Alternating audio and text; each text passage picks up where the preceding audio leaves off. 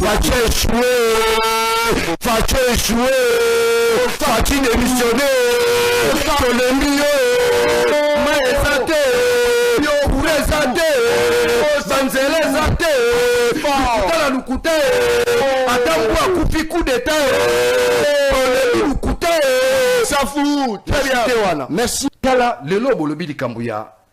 Nini ya aéroport on est en zamba moko que ça va prière na biso biso là na courant na mboko. Oh, nous n'avons pas d'électricité dans ce pays. Nous n'avons pas d'énergie, nous n'avons pas d'eau. Le lo ekweli e moko komi ngambo.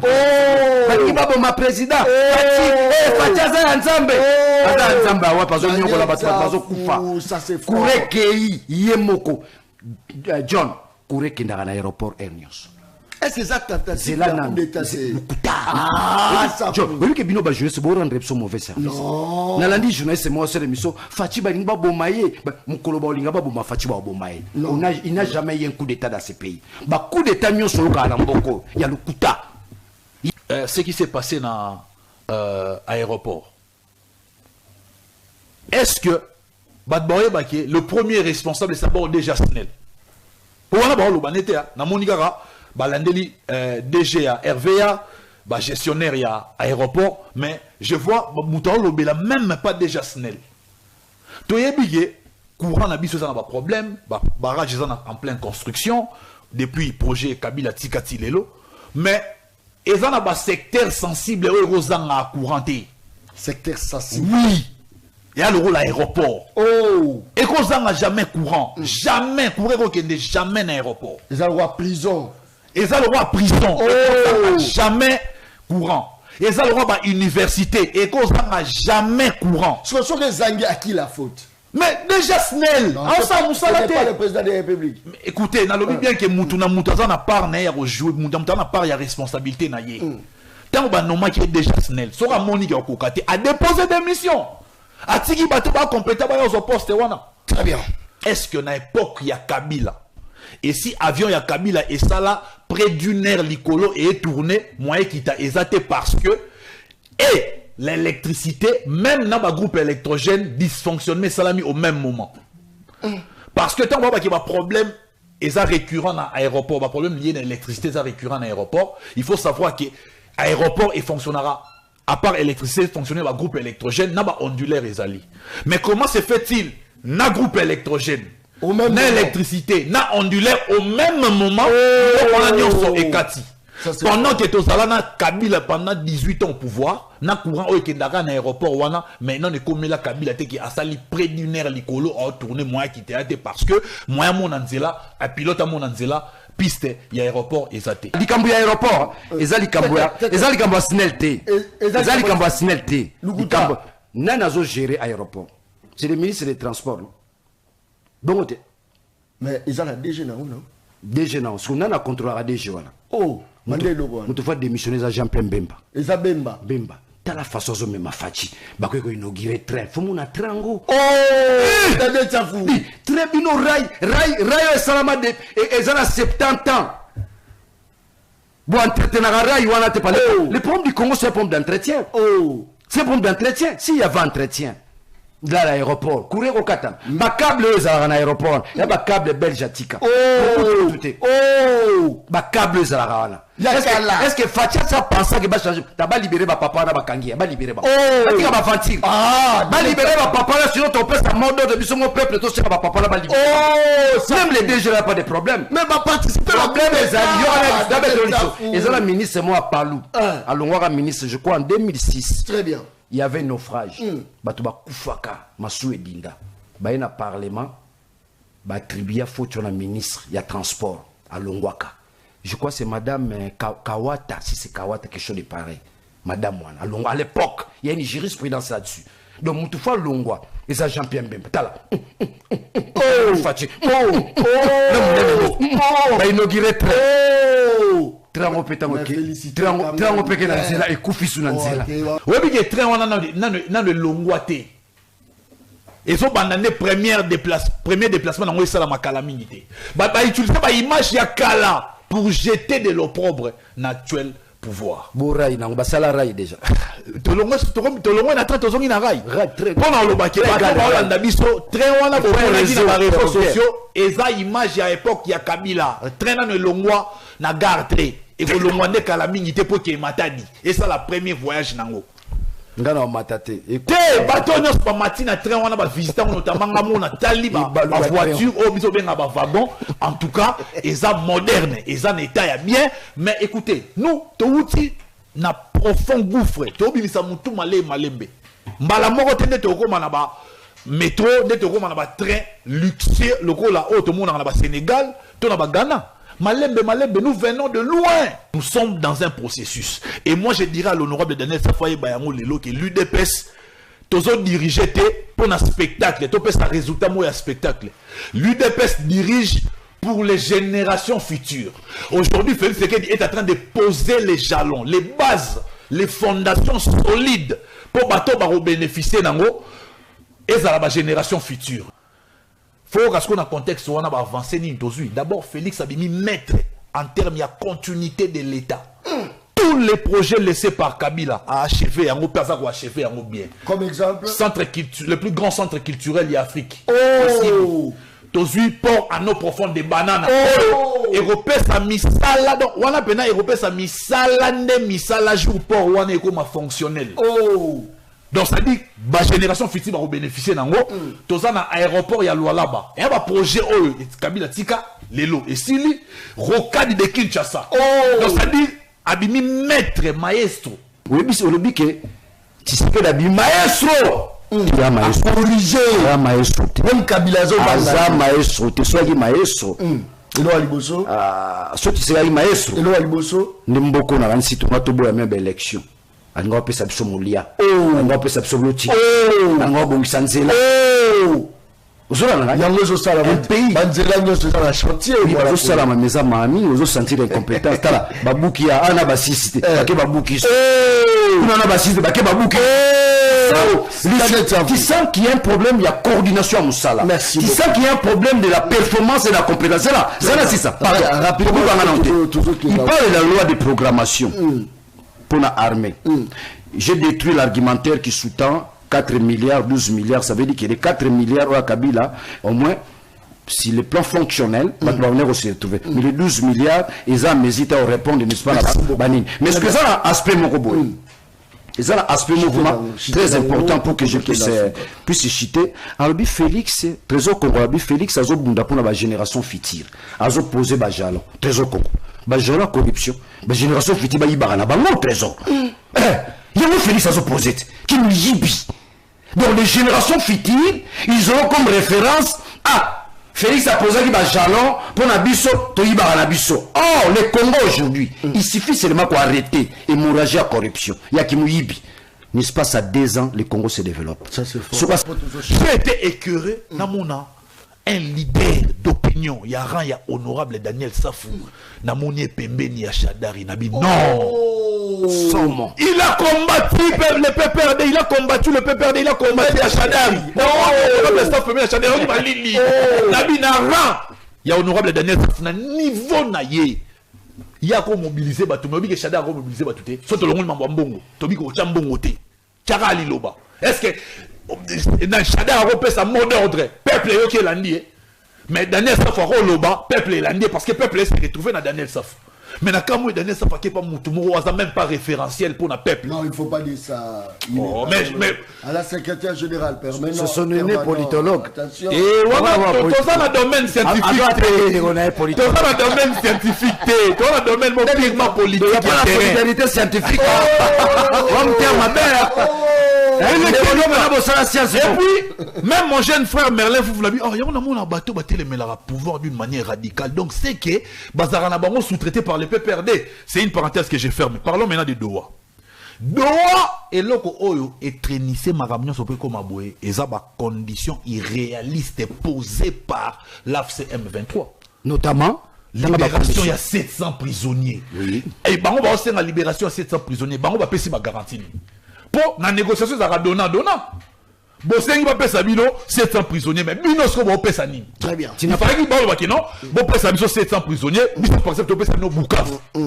Bon, on est au Kenya dans la négociation. Mais au moment où ce sont des gens qui ne veulent pas la paix. Bah, on va poser ça statu quo. Situation de la boye, bah, qu'on y exploiter d'une manière, il y a mouyibi, de façon à exploiter ma richesse congolaise. Et surtout, ça me fait mal. Quand, bon, honorable Daniel, bah, on prêter les flancs, na bateau, bah, on mboka, bah, on pèse en beka, na Kagame. Lorsque Joseph Kabila était président, ce pays était en fait dirigé par Paul Kagame. Toutes les nominations, même les politiques publiques, il faut où en Rwanda. Merci beaucoup. Aujourd'hui, Joseph Kabila a humilié tout un pays. Merci beaucoup. Quel est ce pays où tout le monde a ancien président élu démocratiquement comme un rebelle? J'ai jamais vu. Et l'Oroni, il y a Kabila, où est-ce qu'il est commissaire rebelle? Ce qui est honorable Daniel Safalo Marambouya, majorité. D'abord, il n'y a aucune loi. Ancien président comme un rebelle. Un ancien président qui a été élu de manière démocratique, élu par le peuple. A commis rebelle. Et tu as reçu la matin dans le monde. Et quand Awa. Zela.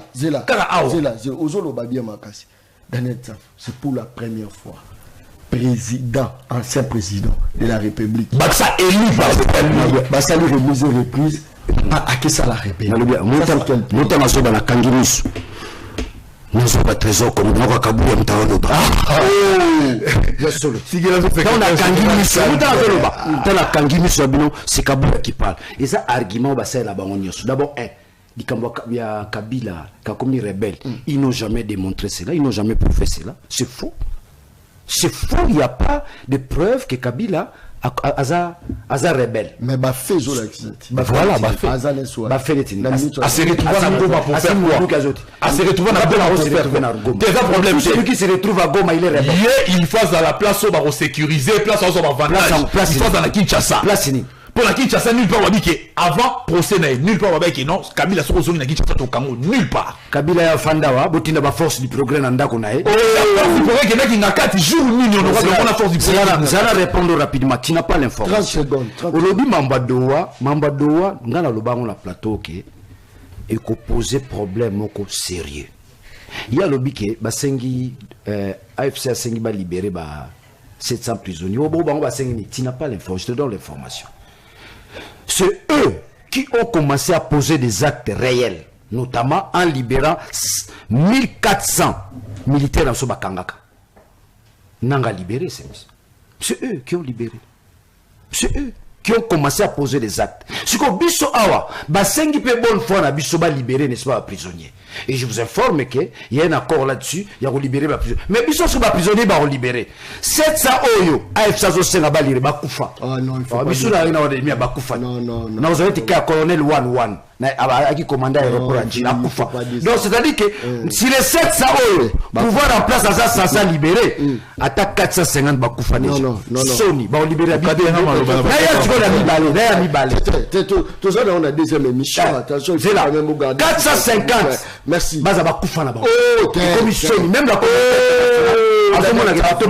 merci. Donc je t'informe, trésor congolais, en dehors de 700, on va libérer. Nanga s'est libéré 1400 avant même pouvoir à Félix. Merci. Yango Basengiye, il peut poser ba ah. Merci. Ce qu'on a appelé les mesures de confiance. Merci. Or, Bisso, si les 700 là, merci. Félix a bon mal, il a 400. Voilà les gens engagés. Voilà les gens engagés. On oublie bien que Félix a bon rapidement. Vous savez quand vous tenez autant de Kabila Bomi. Nalobia. Kabila aboma batu. Bomona Kabila zoboma mutu. Bono Kabila boma.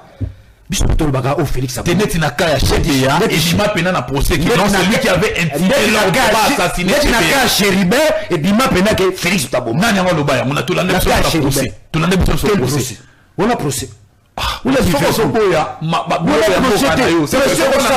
est-ce que nous avons des lois? Les lois sont observées dans ce pays. La loi électorale est observée. Les lois ne sont pas observées. La constitution n'est pas respectée. C'est pourquoi nous disons Nemo, c'est un dictateur. Merci beaucoup. Ça c'est mon meilleur. Merci beaucoup.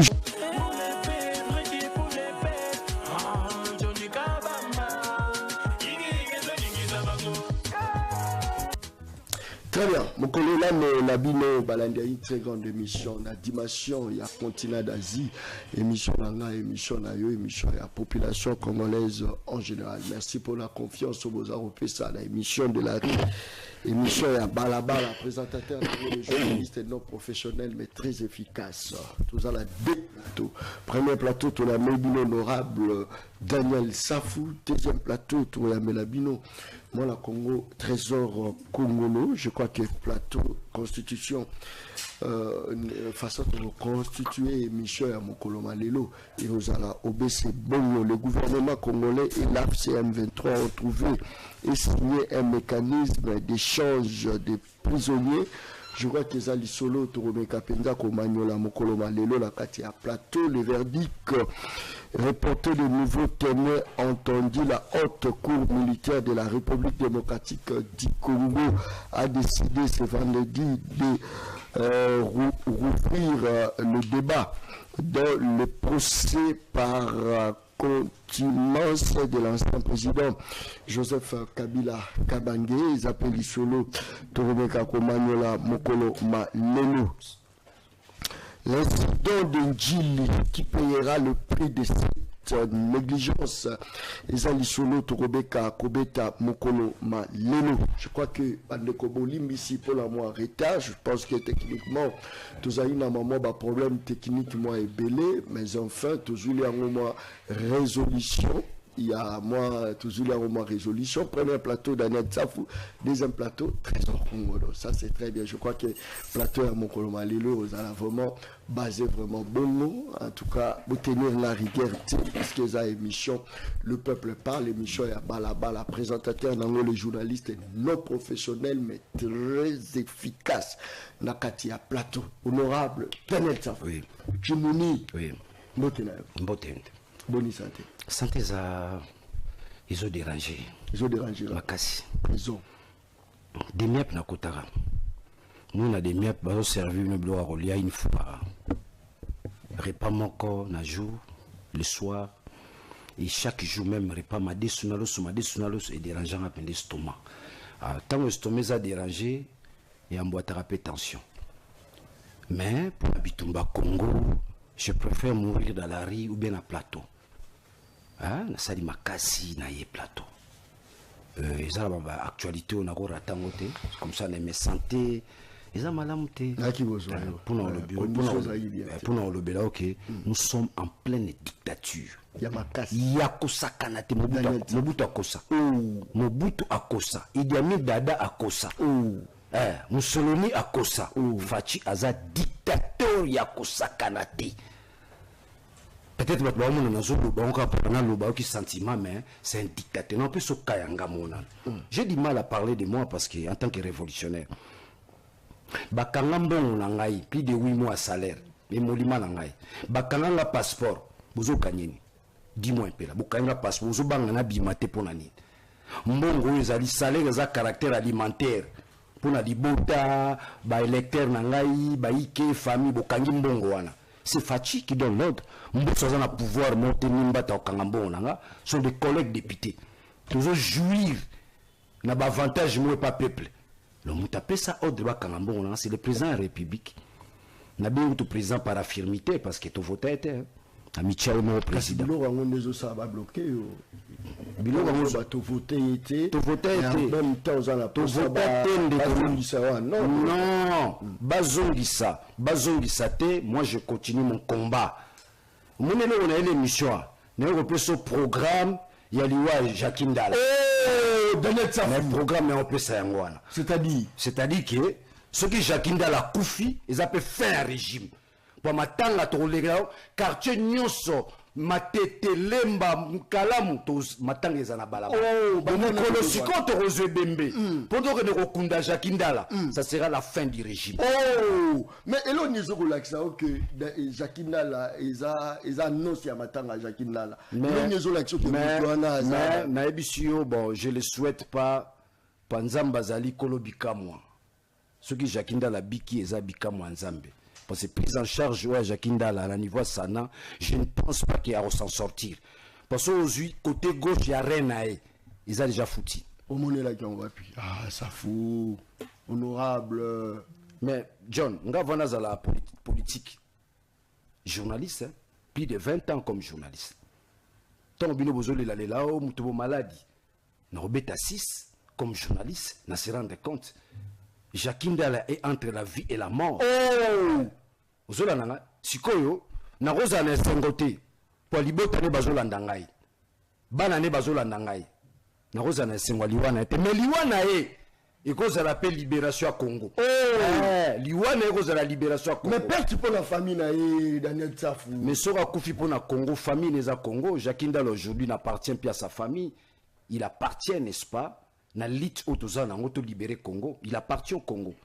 Jacques Ndala soit koufi, famille était mtekundae. Toko kunde biso na $1. Toko kunde sans cercueil pour la relakisa dimension pauvreté mboka. Yega na dra. To kundiye. Daniel Tsafou. Kolo Congo ko changer to timolier to tena cercueil.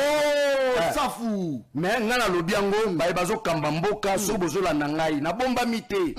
Na bangi pété. Liwa Jacques Ndala c'est la fin du régime. Et zalambala liboso. Félix Samon a 3 millions de personnes à Balabala, bako kunde bembe. 3 millions. Toko kunde bembe. Toko kunde bembe. Ils ont la des 5 ans. 5 ans à Liboso, tant toko tike na morgue. 5 ans à Makasi. Tant toko tike na morgue, mutumoto ala nandaku. Ba jeune union so bazana 29 ans. Ajo Kabila zora pouvoir. Bozana mission pour Namboko. De 20 à 29 ans. Quand tu vas mouquer 35 ans.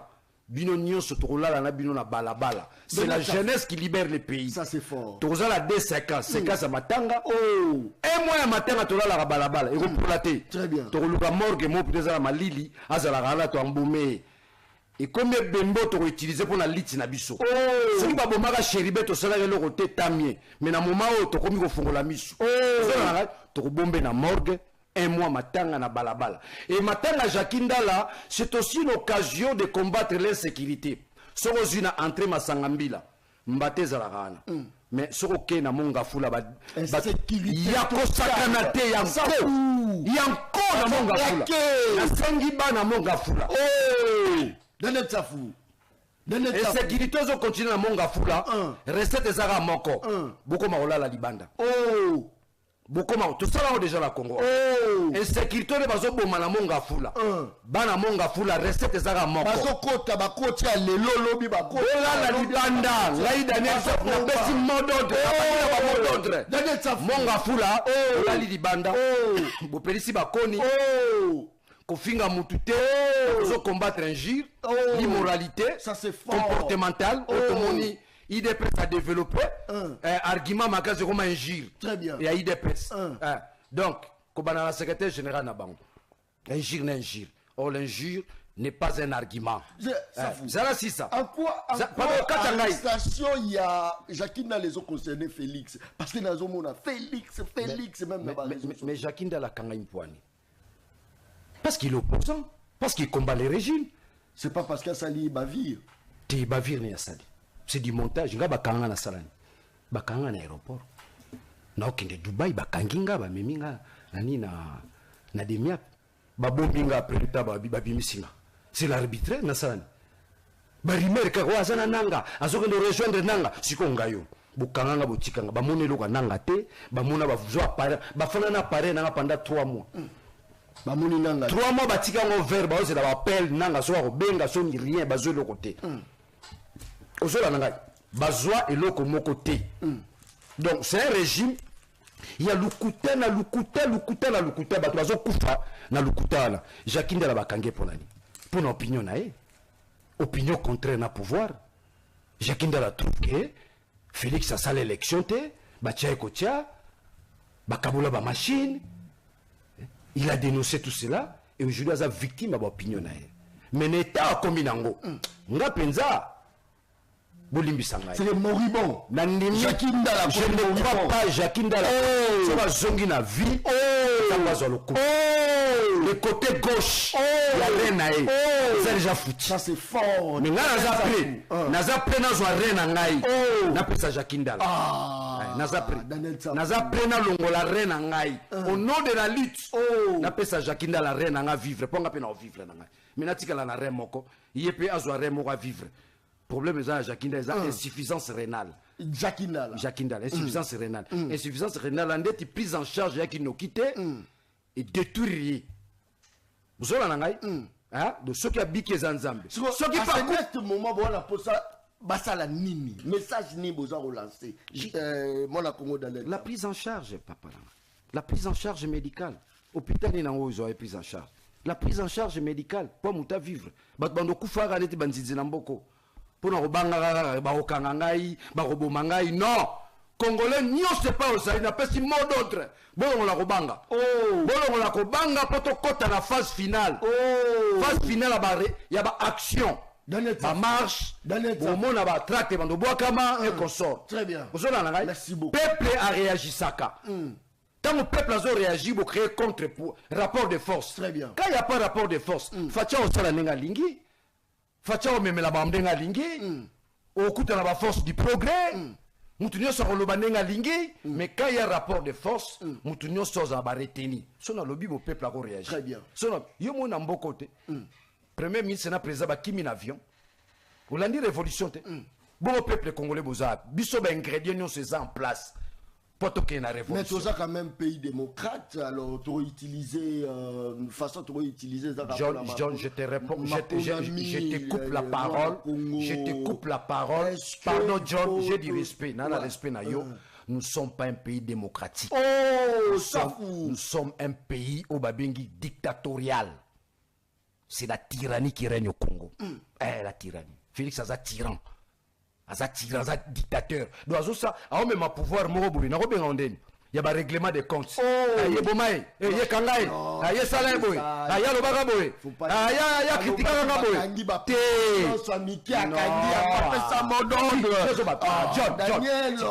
John oko isangako, ba prison mike bakanga bonga na uti na prison. Na uti na kashoni. Ba kasholo bakanga ya na uti demiapt. Ba prison ya kanga. Et ça avant discours na. Lukuta. Discours mota lobeko kisama. Nyoso to beza lukuta. Régime eza lukuta. Olobelinga maramou na fandia na olana obeloni na émission ningana ya te santé za bien te nzamba linga fachi fachi linga ko kufa coup d'état na aéroport aza nzambe lukuta datangwa kufi na présidence coup d'état comme bon coup d'état lukuta ya pas coup d'état kurekei ndenge kurekenda monde tozana mission kureko kende na mpe yo bada bani ba boma Daniel Saf to tika lukuta on ne dirige pas un pays avec les mensonges on dirige un pays non, il faut compatir avec les chefs de l'État s'il vous plaît il n'est pas chef de l'État il faut compatir avec le baron s'il vous plaît nana TV nana télévision na plateau na yo yo si ça s'il vous plaît bonga na loba aussi s'il vous plaît et s'il est si konga na ebisa yo azala chef de l'État té ça fout, non, il ne faut pas dire ça. On est dirigé par qui? La lobby, hein? Non. Les gens. Et toi, tu crois que le Congo est dirigé? Même tes enfants, oui, mes enfants sont d'accord avec moi. Imaginez que John, qui est le chef de l'État de la République démocratique du Congo en Comanie. Daniel Safou. Soba Simouana, qui est le chef de l'État, le Congo n'est pas un État. Nous n'avons pas un chef d'État. De la République. Nous n'avons pas. Nous avons un tyran à la tête de l'État. Moi, on a 10. On a haine. On a haine. Ma bise. Je crois que nous avons le cas la deuxième sujet. Na honorable Daniel Saf. Nous avons deuxième plateau. Nous avons politologue. Mais aussi sinon il y a Njilité. Toujours quand ta place soit là. Tu m'as dit incident aéroport. Toujours quand incident aéroport. Incident aéroport. On va faire notre plateau. On va faire notre plateau. Émission on a qui nazo pesa yeka il y a lobby ailleurs. Deuxième plateau. Un lobby ailleurs nga quand la deuxième plateau, joie trésor. Voilà la tiki plateau. C'est mon frère. Non oui, azo pesa mbote. Après, toujours annoncé la deuxième plateau émission, le peuple parle. Toujours la trésor congolais. C'est là il parle les sciences. Alors, politologue, moi j'aime la science. Alors, mais plateau, trésor congolais, mbote. Mbote Ndeko John, na pesi pe honorable Daniel Safou Mbote, na pesi balandinyon soya émission qui toko le peuple parle, na pesi bango Mbote. De prime abord, j'ai compati avec ce qui arrive à notre frère Jacques Ndala. C'est vraiment un frère. Insuffisance rénale et aussi peut-être faut avoir soins appropriés à l'extérieur du pays. Ou soit na ba hôpitaux oyo eza après près na ba matériel nyonso oyo longo bani pour na traiter ndeko na biso Jackie Ndala. Je ne pense pas. Pouvez-vous accepter Bakanga Baïmolima Yamuto pendant des années? Pendant 2 mois plutôt, après 6 mois, Bakangi Baïmolima Yamuto. À qui revient Fotwa? Sans fondement juridique. Si on a l'obaté, tu as une séparation de pouvoir. Félix a un pouvoir exécutif. Honorable Daniel Saf a un pouvoir législatif. Donc je vois mal. Honorable Daniel Safa Lobake, ne bakanga be molima nae, c'est que ordre ou pas Félix. On a c'est que séparation de pouvoir est assusté. Tokomi na autoritarisme. Tokomi le rôle à la monarchie. Non, nous sommes un pays qui est régi par les lois. Il y a la séparation de pouvoir. Donc je pense que ce qui honorable Daniel Safa Monique bakangi be molima na et qui azana droit na ya réclamer ba foutaye ba molima na il faut saisir justice. Il faut saisir justice parce que je vois très mal total rappel batois. Je ne pense pas que Félix a tyran, Félix a dictateur. Botal la façon d'être. Aujourd'hui so tali lelo oyo. Toi na platona honorable Daniel Saf. Asali émission ga lelo tenayo. Asali be émission beleti. Mais est-ce que ben inquiété était. Mais bateau peut ben inquiéter qui honorable Daniel Saf. Bati misu vraiment ça na ba sentiment na bango chef aza au couranté. Et le photo est bayangwana, chef aza au couranté. Et le chef n'est pas omniprésent pour la partout après ça la décision sur tout non. Mutuna na part ya responsabilité na na mboka oyo. Donc mutuna Aza responsable même devant la justice. Ce qui honorable Daniel Safou se sent lésé par rapport à Molima Naï, il faut saisir justice, remettre le droit Naï. C'est ça même la logique. Je n'aimerais pas que tu considères Mboka au dans une époque qui a Mobutu. Au Nyon Sue Bandaro Salama, Mobutu Mtabanda a décidé depuis Tokenda Santiti, Tilelo, enfin, Tozana exécutif Moueza d'abord un bicéphale. Nous avons d'un côté le président et de l'autre le premier ministre. Nous avons les présidents, il y a Assemblée nationale, na bureau Mobimba, de l'autre côté, président à Sénat, na bureau Mobimba, Oyo, Bazaro, gérer pouvoir législatif. Et puis nous avons les cours et tribunaux pour le pouvoir judiciaire. Alors je pense que tout le monde doit jouer sa partition dans la construction en Mboka. J'ai l'impression de dire opposition, quand les choses ne vont pas bien, Moutoukara Moko, c'est le président de la République. Or, nous ne sommes pas dans un régime présidentiel. Nous sommes dans un régime semi-présidentiel. Tout le monde doit jouer sa partition.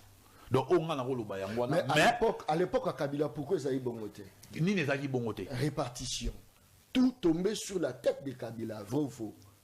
Vrai par rapport à Yanga intellectuel, tout vrai par rapport à Balabala Nde Bandoloba.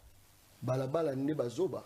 Na lobité que balabala nde bazoba. Ça dit faut yebara ko établir ma responsabilité. Toro sanctionne ceci comme roté. Série à Kabila, c'est vrai. Nous étions dans un régime semi-présidentiel, mais Kabila dirigeait comme si nous étions dans un régime présidentiel. Kabila était craint au point où, c'est-à-dire, nion sur décision, nion sur fait les cas parier. Ce n'est pas le cas aujourd'hui. Yo mon même chef d'État Emoso Batuni et loko oyo ça le clairement qu'il y faut beaucoup de responsable du secteur. Parlons même de ce qui s'est passé dans l'aéroport.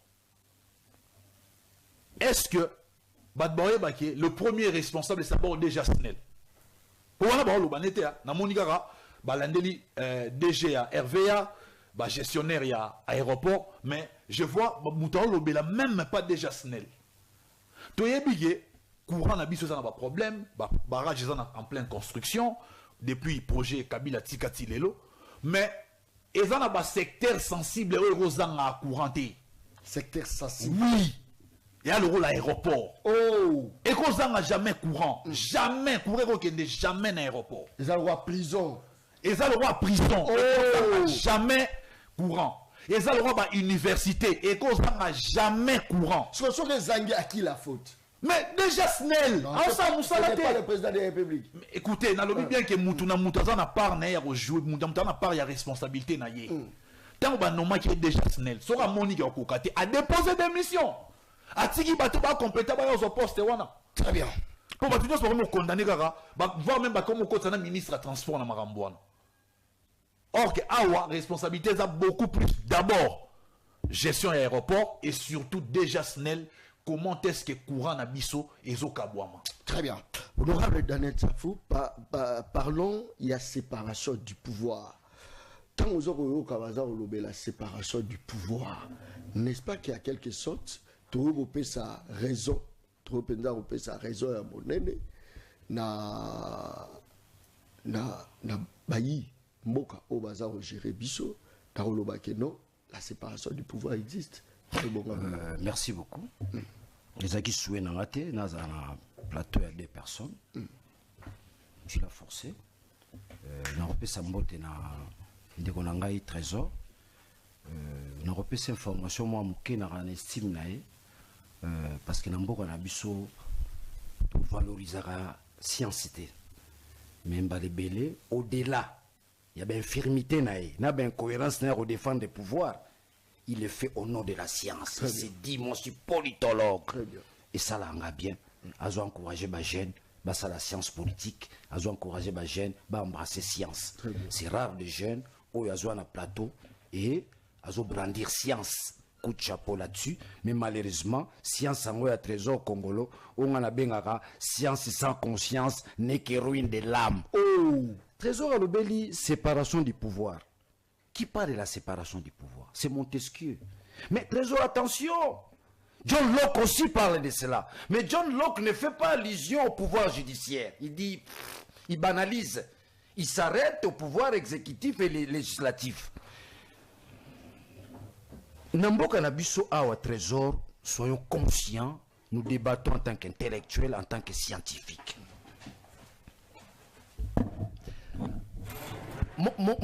Lorsque Montesquieu parle de la séparation du pouvoir, pour atteindre quoi? Pour atteindre cette but, la bonne gouvernance. Très bien. Je crois qu'il doit être d'accord avec moi. Au Congo, le régime de Félix pose problème avec la bonne gouvernance. Alors, lorsque la conséquence est la bonne gouvernance et qu'il n'y a pas la bonne gouvernance, on peut déduire que la séparation du pouvoir n'est pas respectée. Il n'y en a pas d'ailleurs. Il n'y en a pas. S'il y avait séparation du pouvoir dans ces pays, Makamobele Ngaro Salamate. C'est-à-dire? Tout est centré sur Félix lui-même. À un moment donné, dans ces pays, nous avons connu des choses, il y a au contraire d'Ingate. Vous parlez de la séparation du pouvoir? On a connu la reine mère ici donner des injonctions. La reine mère. Oui, la maman de Félix donnait des injonctions. Il ne faut pas dire ça. Nous avons... Comment? Bon, il est bien noté que la reine mère donnait des injonctions. Vous ne savez pas que la reine mère recommandait aussi les gens à nommer Bango. Ils ont un gouvernement. Il est là parce qu'il y a eu l'injonction de la reine mère. Oh. Il est bien noté. Oh. Vérité. La séparation du pouvoir, mon frère Trésor, qu'on n'existe pas. Tout est centré sur Félix. En un mot, c'est la tyrannie. Namboko, Yebisanga, le pouvoir judiciaire. Qu'est-ce qu'il a à dire devant Félix? Le pouvoir législatif. Yebisinga, Trésor congolais, que nous avons 3 pouvoirs. Et que le pouvoir, Mme Tali Félixité. Vous avez le pouvoir, le seul pouvoir qui n'est pas contrôlé, c'est le pouvoir judiciaire. Tous les pouvoirs ne sont pas contrôlés. Qui contrôle Soumino? Oh. Les 45 territoires. Et c'est volatilisé, Garaboué. Oh. Les 145 territoires. C'est du vol, c'est du mensonge. Qui les contrôle? C'est pourquoi Montesquieu prévoit les pouvoirs législatifs. C'est un organe de contrôle. Le Parlement, la députée, contrôle les arrêtés. Mbosso n'a réalisé aucun contrôle. Nazolanda pétition contre Kamer. Il faut aller à quoi? Il n'y a pas de contrôle parlementaire. Législatif ne fonctionne pas. Législatif ne fonctionne pas. Combien de fois nous avons interpellé les ministres dans cette assemblée-là? Ça n'a jamais eu lieu. Mukolo balongo li ministre économie qui kopa bendie na ba libanais. Oh, oui. Oui. Bendie na ba libanais ba moni que ministre économie azo coincé bango. Les aïe ba député ils ont mis un paquet. Oh, à corrompre d'abord yemo na Mbosso. Oh, Mbosso ensuite à corrompre ba député. Ba salini ni ministre économie akoya. Yebisa ministre ni akoya. Il n'y a pas un contrôle. Si c'est le massi, il y a ces 3 pouvoirs qui travaillent pour atteindre la bonne gouvernance. Les pouvoirs législatifs, ils en ont pour contrôler, et les pouvoirs judiciaires. et le pouvoir exécutif. C'est le rôle, n'est-ce pas, du pouvoir législatif. Pour qu'il y ait équilibre. Est-ce que chez nous, il y a l'équilibre? On a même détruit notre équilibre traditionnel. Oui, il y a un équilibre traditionnel. La géopolitique. Congo, Muluba, Mungala, tout Sangani pour l'Ambo que Zabissonios. Allez dans l'administration. Aujourd'hui, nous n'avons pas une administration. Administration est athée. Ce n'est pas lui qui va me contredire. Donc, le pouvoir judiciaire, le pouvoir exécutif, le pouvoir législatif existera le sauté. C'est le pouvoir législatif qui a le pouvoir à la fois de produire des lois et de contrôler, n'est-ce pas, le pouvoir judiciaire et de contrôler, n'est-ce pas, le pouvoir exécutif. Qu'on contrôle le gouvernement, qu'on contrôle le pouvoir judiciaire pour éviter les abus. Mais le pouvoir législatif, c'est un parlement de Salarani. D'abord, du moment où nous avons l'émission, c'est un parlement illégitime. Aucun pouvoir. Ce n'est même pas un parlement, c'est une caisse de résonance. Il y a Félix. C'est une caisse de résonance. Félix. Oh, Daniel Tsafou. So tuni trésor mon baby so entourage. Trésor so te Félix entourage. Tu comprends? Tu comprends? Tala le lobo le bidi kambuya nini ya aéroport. On est en zamba moko que ça va prière biso. Biso là na courant na mboko. Oh, nous n'avons pas d'électricité dans ce pays. Oh, nous n'avons pas d'énergie. Nous n'avons pas d'eau. Oh, le lo ekweli e moko komi ngambo. Oh, baki babo ma président. Fati aza nzambe. Aza nzambe wa pazo nyoko la bazo kufa. Ça c'est fort. Kurekei ye moko. John Kureke ndara na aéroport Ernios. Est-ce que ça c'est là nan John que bino ba jouer c'est bon rendre so mauvais service. Na landi journaliste moi c'est l'émission Fati ba lingba bomaye mukolo ba linga ba boma Fati ba bomaye. Il n'a jamais eu un coup d'état dans ce pays. Ba coup d'état nyonso loka na mboko ya lukuta. Il y a montage. Il n'a jamais eu un coup d'état dans ce pays. Alors, yebi sangai pour celui qui se dit bobenga chef de l'état. Ozo me mamboka na lukuta. C'est la discrétion. Bumbo distrait peuple. Et la distraction mon sakanate. Et si koyo biso sengi totala compétence ya régime afati pour la qui ma compétence sur bazan ba fofouyan ba bouc émissaire. Donc journée mobimba semaine mobimba oyo mamba Congo to landela monte. Balinga ba boma fati alinga ko kufa kurekei lukuta. Un régime assis sur les mensonges, sur la manipulation, sur les intimidations, sur l'arbitraire. On appelle ça la dictature. Très bien. Trésor qu'on ne va pas me contredire. Là où il y a l'arbitraire, il y a la mauvaise gouvernance, il y a les détournements de manière inacceptable. Détournement. Régime à Fati Fasobaoïba. Comment de ces bongi? Au moins, en Boko. Apparemment, c'est comme si Fati n'est pas informé. Yo kana bisao. Les années loko moka la mboka. Yo John, pardon. John, parce qu'il y a quand même rigueur. Ceux qui président informés, il cesse d'être président. Il doit démissionner ce président. On suppose qu'il est le mieux informé et le plus informé dans Mboka. Ceux qui font que j'étais pas informé, qui démissionne. Très bien. Parce qu'avant là, face à la situation Mboka. Merci beaucoup.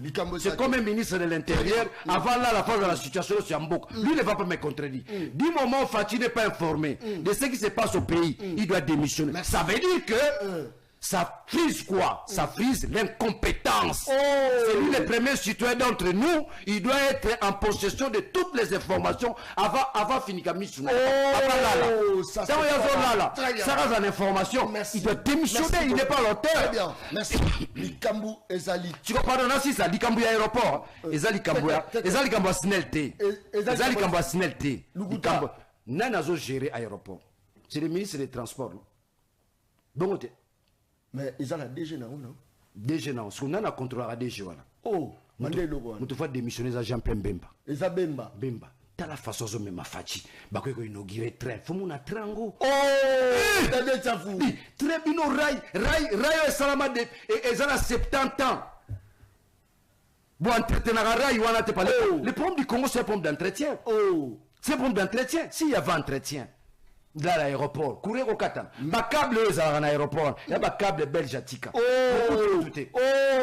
Ma câble est à la est-ce que Fatia ça pense que va changer? T'as pas libéré ma papa na bakangi, ba libéré ba.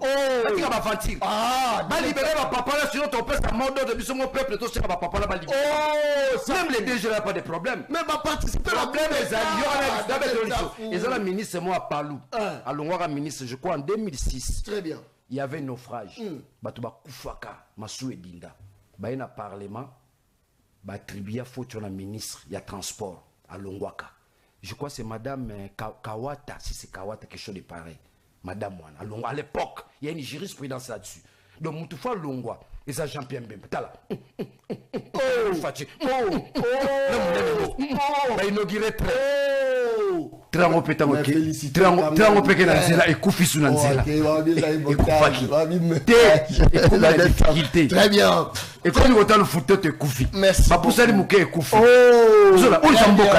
Merci beaucoup. Ta façon de inaugurer train. Tout le monde a Trango. Merci beaucoup. Et le Guibena train mais en 1950. Très bien. Il s'est évolué. Merci beaucoup, Likamo Zaliti. Ministre à transport, on débute sur la démission à Jean-Pierre Mbembe. Merci beaucoup. Est-ce que Félix Tshisekedi aza ko futara oye aza ko pesa la population tout je crois que Cameroun est dans position bien, il suffit qu'on régler bon. Toujours travailler quand toujours travailler. Ba caméraman bayaka so balingi. Ça c'est très bien. Ça bien. Ça c'est très bien. Très au Congolo. Et c'est trop le baké mboko to vivre na délestage. Mboko to vivre na insécurité. Mboko to vivre na nyonso même souffrance ya biloko lia. Tout ça vivre à peine. Et c'est trop le baké soti lelo kuluna à côté li mokonzi ya mboka eza coup d'état eza au peuple aza vivre yango ezongeli. Est-ce que les lois sont courés katani nenge katani wana eza problème ya oloba coup d'état eza problème o yefaka pesa na peuple ma pesité peuple a prié lo biezongela ende ezongeli totoko oloba nini maloba ngamu na yo. Merci pour la parole. Je pense que photo bimana émotion tout le gâteau et des peuples à comprendre. D'abord, on a dit honorable Daniel Safalobi, Félix Aza, chef de l'État. Quand on dit un chef d'État, c'est celui qui incarne l'autorité suprême. C'est celui qui représente les pays, c'est les représentants du pays à l'interne comme à l'international. Est-ce que Félix n'engage pas les pays sur le plan international? Oui. Est-ce que la RDC n'est pas un État? La RDC est un État. Mais comme tous les États au monde, voire même en Afrique, État n'y a pas de problème. Est-ce que j'espère que honorable Daniel Safazo Maloba, Aloba n'a que Nigeria, to Cameroun, Bazabe Étaté. Parce que le problème que tu connais concernant le groupe armé, est-ce que le Nigeria, Boko Haram, le Cameroun, c'est pas insécurité? Et ça problème au pays est belé en Afrique, Mali, Tchad. Ils ont connaître ça problème dans RDCT. Est-ce que le fait qu'il y a des poches d'insécurité n'est non RDC ça étaté? Non. Donc il faut retenir que Félix Tshisekedi est bel et bien le chef de l'État parce qu'il incarne, il est l'incarnation de l'autorité suprême du pays, également les représentants du pays en interne comme à l'international. Il faut retenir. S'il vous plaît. Félix Tshisekedi a incarné autorité suprême ya Mboka. A ça ko représenter Mboka na kati pe libanda. Yem to engagera Mboka et puis c'est reconnu sur le plan international, sur le plan mondial eza bongo. Photos a beaucoup plus na science. Alors, tozo ngasiko na elogo oyo honorable Daniel Safalobi par rapport à l'aéroport. Na linga ratango zo malobo tourner, tango zo malobo à répondre à la question est-ce que na époque ya Kabila et si avion ya Kabila et ça là près d'une heure l'icolo est tourné moyen qui t'a exaté parce que et l'électricité même dans le groupe électrogène dysfonctionne mais ça l'a mis au même moment parce que tant qu'il y a un problème et ça récurrent dans l'aéroport un problème lié à l'électricité ça récurrent dans l'aéroport il faut savoir que l'aéroport il fonctionnera à part l'électricité fonctionner le groupe électrogène n'a pas ondulaire et zali mais comment se fait-il dans groupe électrogène au même na électricité na ondulaire au même moment on a nyonso ekati pendant que tozala na Kabila pendant 18 ans au pouvoir na courant o ekendaka na aéroport wana maintenant ne komela Kabila te ki asali près d'une heure likolo a tourner moyen qui était parce que moyen mon nzela a pilote mon nzela piste ya aéroport ezate parole molobani et puis tant ndeko Daniel Safou alobi ke coup d'état na mboko na ezalate ezaba fabrication pouvoir. Mais tant que tant que moi, généraux na ba service et que nanga azoloba ye moko que toko ma Kinshasa na mois de mars boza la calme toza na bat na biso baza même na bureau ya Félix Sekedi baza na armée toza na bat na biso baza na armée et que Kabila même a fait appel à ses généraux baza la prêt. Vous ne comprenez pas que pourquoi peut perdre chaque fois babande ko repousser pouvoir actuel et concentrer front militaire na place et concentrer front diplomatique. Pour que na front militaire togo soit échec cuisant baza na be élément na bango ici be infiltrat baza prêt à recevoir mot d'ordre. Dites-moi un seul territoire occupé par AFC M23 oh bazongo na robunda boy rien babanda kuta couloir libre basoda batike bango champ libre bokota. Et là, les gens vont affaiblir affrontement. Oh, trésor congolo. Et ça, infiltration na traîtrise au sein de nos forces armées de détruire Bissau. Et tout ça, causé par le régime Kabila. Et tous ces problèmes, Félix a hérité en haut. Souvenez-vous, Félix n'est pas qui n'a pas pour déboulonner système. Mais pour déboulonner un système, ce n'est pas au sali le lobby système à déboulonner. C'est un processus. Nous sommes dans un processus. Et moi, je dirais à l'honorable Daniel Safaye Bayango Lelo que l'UDPS, tous dirigé pour un spectacle. Tous un résultat moi un spectacle. L'UDPS dirige pour les générations futures. Aujourd'hui, Félix Sekedi est en train de poser les jalons, les bases, les fondations solides pour bateau bénéficier d'ango et à la génération future. Donc, est-ce qu'on a la douleur et enfantement? Et il y a le roi maman zemi avant bota ba douleur et enfantement de salariés mais baki ça susuke non seulement douleur et enfantement mais bazo betana mamango mako finali boum. Premier mandat. Donc au-delà il y a là les lots tous ça sous la deuxième mandat. On peut toujours parler même la deuxième mandat on peut parler toujours na douleur da. Mais Félix a su pouvoir dans contexte ni. Tant remis président Mbala Moro une année après, Covid et bandits, guerre russo-ukrainienne. Et y a tension en interne et boti, rebelle, mouvement M23 et ressurgir. Donc, pour nous, nous sommes et favoriser le démarrage bien pour nous repérer ça baï Congomani au baï qui n'a pas besoin. Mais on a beau la tête, tout condamné kaka. Mais tout a des difficultés moi mon bal on a en mon tête depuis comme président. Tout a la yamote, tout condamné kaka. C'est facile de condamner. La difficulté liée en quoi?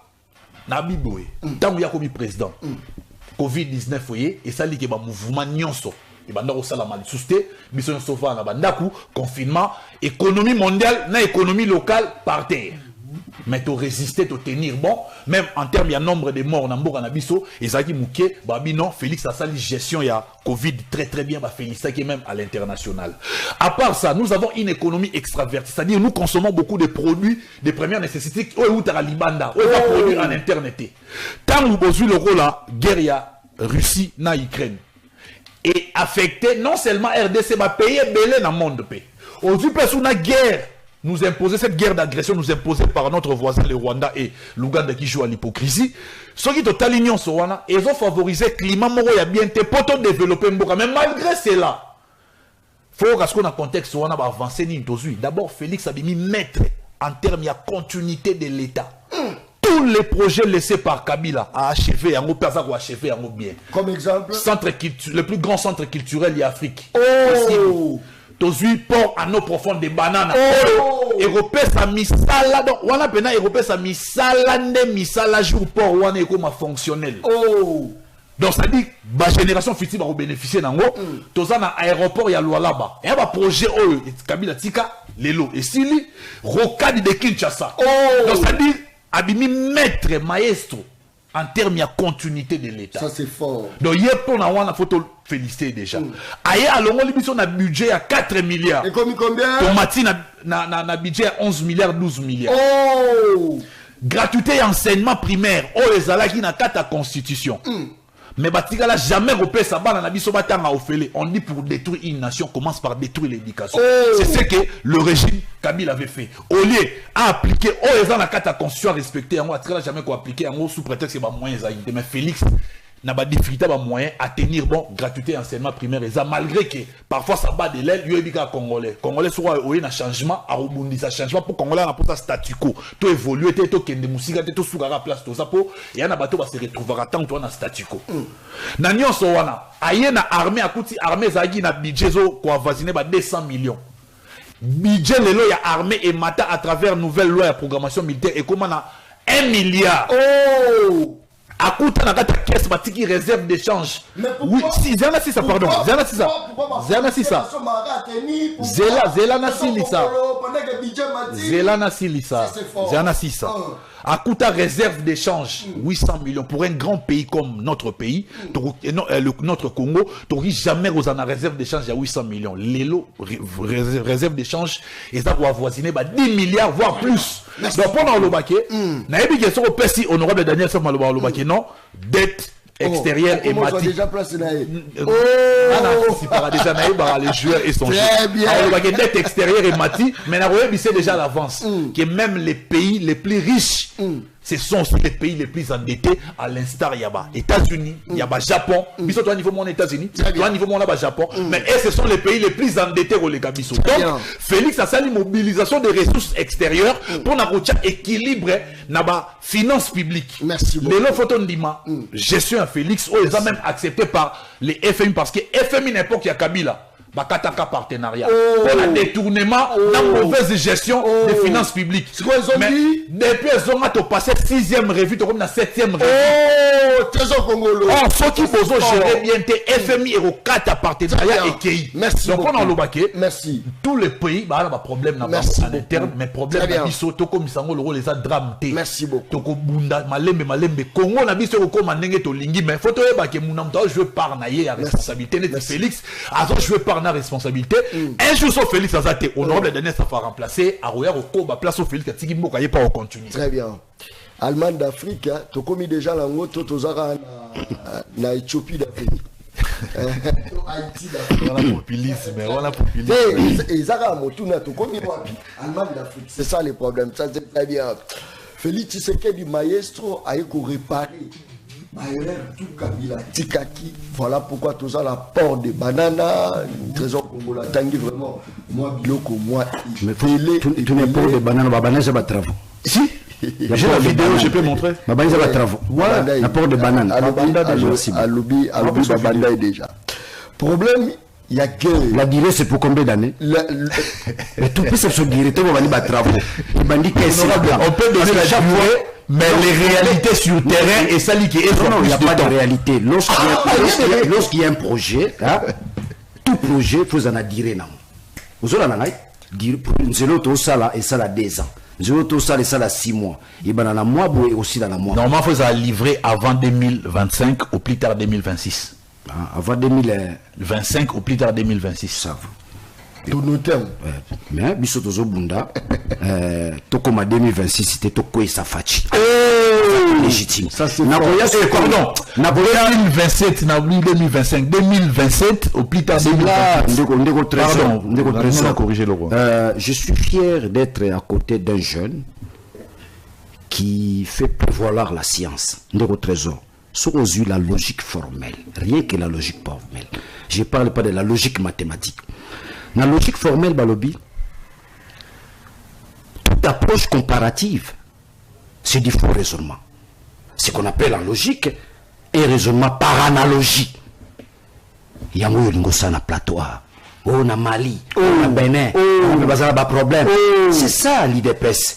Là où vous n'avez pas d'argument, vous tombez dans la comparaison. Or, toute comparaison relève, n'est-ce pas, de l'irrationalité. Donc, la logique formelle, Ezamabe, qu'on soit la molissusute. Naye awa, ou le bilo mon a CPI. Obi, l'issa c'est bêta maté, ba territoire, nous sommes à wana. Oh, ce que l'issa c'est bêta maté, ça veut dire quoi? L'absence de l'autorité de l'État. L'État zate, to komi na masisi, kazalite tozu territoire. To komi na nini na mboka boye, l'État zate tozu territoire. L'absence de l'autorité de l'État. Ezate. Et le combat de Tshisekedi. Bon, bazaba jeune baye simana IDPS. Le combat de Tshisekedi n'est pas seulement le peuple d'abord. La réhabilitation de l'autorité de l'État. Tshisekedi wa Mulumba. Papa Lobaki, les peuples d'abord, la réhabilitation de l'autorité de l'État. Mais alors, tous Orlanda, tu connais que c'est ma vidéo. Mon politique est la vidéo. Mais alors, je dis que Félix est un tyran, le Congo n'est pas un État. Lorsque, au niveau de définir l'État, il y a une option qui résiste aux assauts du doute. Tu ne peux jamais parler de l'État sans faire allusion, n'est-ce pas, au territoire. Il y a un politologue. Très bien. Si les politologues, il y a solo, pas politologue, il y a science sans conscience, n'est que ruine de l'âme. On ne peut pas parler de l'État sans faire allusion, n'est-ce pas, dans le territoire. Mais ce territoire est sous. Gome Kenda, Bukavu Kenda, Torobela sous l'État. Du moment Félix n'a conquéri le territoire, donc la définition de l'État pose problème au Congo. Nous ne sommes pas un État. Il est politologue. S'il veut qu'on débatte sur la notion de l'État, si l'État, il va se rendre compte que le Congo n'est pas un État. Parce que ma belle n'est pas la totalité. Jamais on a l'État du moment où Bakato ma belle ndambo. Ils ont raté. Ça l'a raté. Là, il n'y a pas de définition de l'État. Il n'y a pas de match. Ça, c'est fort. Sur quel intérêt on a, il va se faire griller lui-même. Il n'y a pas l'État. Félix n'a plus l'État. Félix a tiré dans l'Ouest. L'Est n'est pas contrôlé. Tant qu'il y a Zouakambo qui a prêté serment, chevaux. Je crois qu'il a prêté serment pour l'État Congo. J'entends par l'État Congo, n'a pas territoire les Nyonso. Ba territoire Nyonso. Mais du moment où le territoire, M. Zate, je crois que la définition de l'État pose problème. Donc, Trésor doit me rejoindre pour dire que le Congo n'est pas un État. À qui la faute pendant qu'il a été combattu par l'ancien président de la République, on a occupé le territoire. On a un babouc émissaire. Nazola qui sait que le Congo est État. Tant que lobby Félix a déboulonné système. Il n'a pas déboulonné le système, il a détruit la Constitution. Oh, c'est-à-dire il a détruit la Constitution. Félix n'avait pas la majorité. Félix était minoritaire par escroquerie politique. A eu majorité à Kabila. Kabila combattait, Yemoko se combattre. Yemoko, opposant à Félix, c'est Yemoko. Yemoko Félix. N'a pas acte à opposer. Yemoko a créé opposition à Yemoko. Il détruit la Constitution. Il détruit les lois de la République. Il détruit la CENI. Il détruit la Cour constitutionnelle. Tant que vous avez une élection en 2028, il y a une élection en 2028. Il y a une 2028. Il faut circuiter avant 2028. Si vous arrivez en 2028, toi tu crois que nous allons aux élections avec Kadima? Ou à la Kisibiso la limite en octroyant les machines à battre les trésors qu'on va monter la machine dans un état. Et ça c'est normal. Vous allez aux élections, il y a les lois. Les lois ne sont pas observées. La loi aujourd'hui au pays, c'est Félix. C'est lui la loi. C'est pourquoi nous disons c'est un tyran, c'est un dictateur. Vous avez un John. Il y a une élection en 2028, Kadima président, dans la Cour constitutionnelle, des Félix. Il a tricoté la loi. Voilà, c'est l'oyo. Pas selon moi, c'est la vérité. C'est la vérité, Yayebi. Tu sais comment on a obtenu la Cour constitutionnelle? Yayebi, méthode, ça a obtenu le juge Wana. Félix a contourné l'exercice. Il y a élection, juge à la Cour constitutionnelle. Atia, Batoumé, Akotia. Ça, c'est de 1. Oye, Nasseni. Vous croyez que nous allons aux élections en 2028, Kadima président Seni, la Cour constitutionnelle, c'est ça où tu as la cause profonde Yamboka. Parmi ces causes profondes, tu résous les problèmes, tu as photo fanda. Tu résous les Kamba Seni, tu résous les Cour constitutionnelle, bon, tu as ma ponami. Il y a 73%. Il y a vis-à-vis. Il y a solité. Il n'y a pas d'élection dans ce pays. Donc, problème de Zanango, Trésor Congolo, Félix n'a pas la légitimité du pouvoir. L'illégitimité du pouvoir n'entraîne pas la présence de l'État. Ça détruit l'État, ça casse l'État. Félix n'a pas la légitimité du pouvoir, il est illégitime. Alors, illégitime. Tu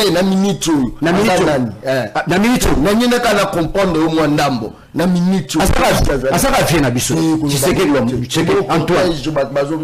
Mais qui est inquiété, tyrannique. John, il y aura la ville était militarisée.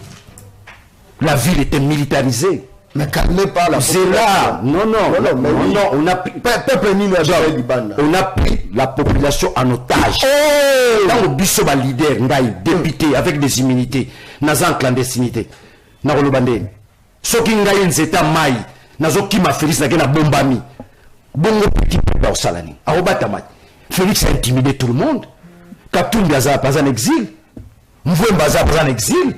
Tous nos opposants sont en exil. Bakimi tyrannie à Félix. Donc, ce qu'il faut retenir en émo, nous ne sommes pas un État. Toko banda débat tina tongo. Ozola nanga, ngaza politologue, naza philosophe. Mais je suis doctrinaire en sciences politiques. Nous devons engager débat. Et puis là, on a regretté dans le trésor Congo. La mission pas un État juste pour Félix Azali. Sauf Félix Azali, voilà tout ça État. Et ça, non, c'est la John. S'il vous plaît. John. Et ça, c'est un État. Contre Félix, c'est qu'on a répondu au calme. Atabaïna Ramoninga, Olélia, on a un plateau, Peuple Azoliati, Basombitre, au train 1979. Basalia, nyonso ezobima toujours mabe. Tika na répondre. Et là, on fait un trésor à l'Obaki. Le pouvoir est délégué. Félix a délégué les pouvoirs. Non, de trésor. Le pouvoir n'a jamais été délégué. Oui, ça peut être délégué, mais les pouvoirs, dans l'ordre constitutionnel, nous avons un pouvoir d'attribution. Exactement. D'attribution, pas délégué. Félix a la compétence sur le délégué pouvoir. Oui, il peut le faire. Mais le pouvoir est d'attribution. Voilà juste. Exactement. Alors, lorsque vous parlez de l'économie, trésor, mon président Yambanga Tokutana Nae, Naebisa et Loromoro, il vient en Gaï, sur le Betty Bilanga ici, aux mandat balabala. La première mandat. Idée. J'étais avec lui. Avec qui? Antoine. Nani? Félix. Le président. Ngapo na ngaza la président. Ngapo na ngaza président. Aza illégitime. D'abord c'est contradiction. On a Félix aza président. Aza tyran. Nous avons des mona ba Idi Amin Dada na ba Mobutu. Quand on kutana na vie, merci vie. Monde tout ça. Problème est na cause pour me relia kaka. Nzala. Ce qui nous a longi nzala vie. Itili vie. Atulinga question. Nzala on se retrouve longa ngonde. Vie bilanga. John ngamo na zosona. Nous attendons 7 hectares à Matembele. So na tiko teka Matembele Congo bato ba marché. La semaine prochaine na tiko teka. C'est nous a premier na 7 hectares à Matembele. Ngam na simbi marché Matembele na Kinshasa. Oh, donnez ça vous. Matembele. Moi la temo picoulé za cher. Tala mo pico Matembele. Premier producteur à Matembele. Il gagne ça. Na bagi na obulisa Félix wa salama be na kota na bilanga. Bilanga ngo yango désolé ça yo. Yango désolé ça. Sika basala bilanga bazo détourner et ça soni qui muyibi ya régime oyo trésor congolazana a contredire ngate aso défendre régime ba miyibi ya kosakana te bato bazo yiba kutu bana niveau na été ya ça la science po bato bazo yiba bazala niveau na été ba D4 ba D6 bazo yiba ba millions pour les gars intellectuels quand le a trésor congolais ayiba déjà combien bazo yiba bayoka kutu sonité régime a fait ba yiba batala te qui muyibi bina bangwali mako mais bazo kanga ba pe alors okanga malukuta ajena bangwala na ebisa awako les chefs ne volent pas on vole pour les chefs moni régime na bang anemo benga ngo régime Ali Baba et les 40 voleurs dans le régime on a cité les locaux cité 30 secondes s'il vous plaît la démontré que nous ne sommes pas un État Félix Aza chef de l'État nous allons awa trésor Congo l'a poussé argument tous allons qui na budget à 4 milliards tout comme il a un budget à 12 milliards d'abord ça le coûta c'est là que nous a démontré nous n'avons jamais mobilisé plus de 10 milliards il a un député autorité budgétaire honoraire budget au Gabalobane dans le coûta le Congo aujourd'hui nous n'avons jamais atteint plus de 10 milliards nous avons trésor Congo il faut modifier ce qui n'a pas plateau nous n'avons jamais dépassé 10 milliards mais regardez maintenant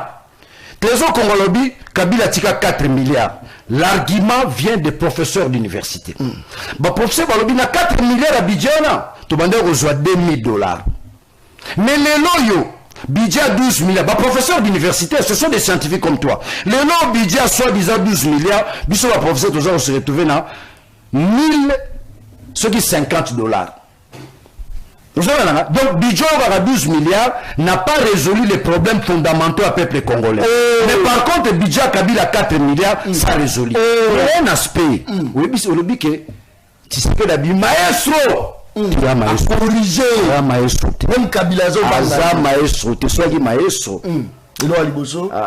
Ce qui sera maestro. Elo Aliboso. Nimboko na ransi to matobo ya membe election. Anga pesa biso molia. Anga pesa biso loti. Anga bongisa nzela. Ozola na yango zo sala un pays banzela nyonso za la chantier voilà zo sala ma meza mami ozo sentir incompétence tala babuki ya ana basiste bake babuki kuna na basiste bake babuki tu sens qu'il y a un problème, il y a coordination à Moussala. Merci. Tu sens qu'il y a un problème de la performance et de la compétence. C'est là, c'est ça. Rapidement, il parle de la loi de programmation pour l'armée. J'ai détruit l'argumentaire qui sous-tend 4 milliards, 12 milliards. Ça veut dire qu'il y a 4 milliards à Kabila, au moins, si le plan fonctionnel, on va aussi retrouver. Mais les 12 milliards, ils ont hésité à répondre, n'est-ce pas, mais ce que ça a aspect mon robot. Et ça, l'aspect mouvement très important pour que je puisse citer. Alors, Félix, Trésor Congo, Félix, a bunda pour la génération future. A posé Bajalo, Trésor Congo. Bajalo, corruption. La génération future, il y a un trésor. Il y a un Félix, a posé, qui nous yibi. Donc, les générations futures, ils auront comme référence à Félix a posé un jalon pour Nabiso, Toyiba Nabiso. Or, le Congo aujourd'hui, il suffit seulement pour arrêter l'hémorragie à corruption. Il y a qui mouyibi. N'est-ce pas, ça 2 ans, le Congo se développe. Ça, c'est fort. Soit se développer totalement, il y aura des signaux forts. Bon, à l'Ibandana, à l'Obéli Kambuya, FMI, tous à la solo, Trésor Congolo. Joseph Kabila, Laurent Désiré Kabila, Babé Nagala, FMI. C'est Kabila qui relance. Biso na FMI, c'est Joseph Kabila. Ça dit qu'à l'époque, budget na biso, ils avaient 50% budget na biso Mboka, 50%, on avait un budget d'appui. C'est FMI, on a des biso, on a encadré biso. Mais le nom yo kangai. Ozo ba FMI a tourné na 6e kalu kuta trésor. Trésor, c'est là. Trésor, pardon trésor. Omoni mukirezo la ndo, yoza politologue, ba collègue no tana na bango, ba osekayo. Trésor tana na sayo. Et ça opération retour. Opération retour. Auteur nous a commis livre. Alors, les blancs ne nous aiment pas. Batouala. C'est un livre qui a été vendu partout. Bernard Dadier a commis. Les blancs ne nous aiment pas. Ils aiment nos richesses. Fin de citation. Nous sommes les escrocs. Il y a l'opération retour na FMI. Vous vous rendez compte, un pays endetté à 13 milliards, atteint le moment où tu as 13 milliards des années. Et le moment où tu as 13 milliards des années en Boko, Félix, il y a 13 milliards, Tala à Salibé, secteur, aucun secteur non opérationnel dans la vie. Non, on a toujours les landés comme divine à Uchokufa, mon amour Koufia. Il y a un secteur à santé, c'est nul. Secteur éducation, trésor, gratuité de l'enseignement, le Koutanga, mon à vivre, papa, mon gratuité, et ça, encore l'Obama. Bisous peut donner gratuité, mais na moi na moko faut payer ça $50, $50. J'ai 5 bananas futimbongo. Oh, 250 $. Donc gratuité ça nous coûte ça le le trésor, la Kabouya, la Fachi, il so IDPS, ça la le trésor OK, le la gratuité. Mais rien du camp santé universelle. Non. Le secteur de la santé, secteur de l'éducation n'existe pas. Les moyens la plateforme. Oh Fachi. Merci Fachi échoué, Fachi démissionné, Tolemio, Maesate, Yourezate, Sanzelezate, Kutala Lukute, Atambua Kufi coup d'état, Tolemi Lukute, ça fout, très bien. Merci beaucoup, ça c'est très bien. Rentrée scolaire, je fais l'école, les gratuité zaté, ngamo témoin. Uniforme. Yé mon père trésor à Yebi, mais soit au Bibongo. Kabouya ont sanctionné. Très bien, les scientifiques. Merci beaucoup. Je crois que Nao Etali, rentrée scolaire. Baza koteka ba uniforme. École les a exigé uniforme. Moi na uniforme na école obité. Yo il faut somba ya biso. Il faut somba. Naza on peut sa trésor Congolo maloba mais bino botali ici koto na habité pourquoi je sais pas. Voilà.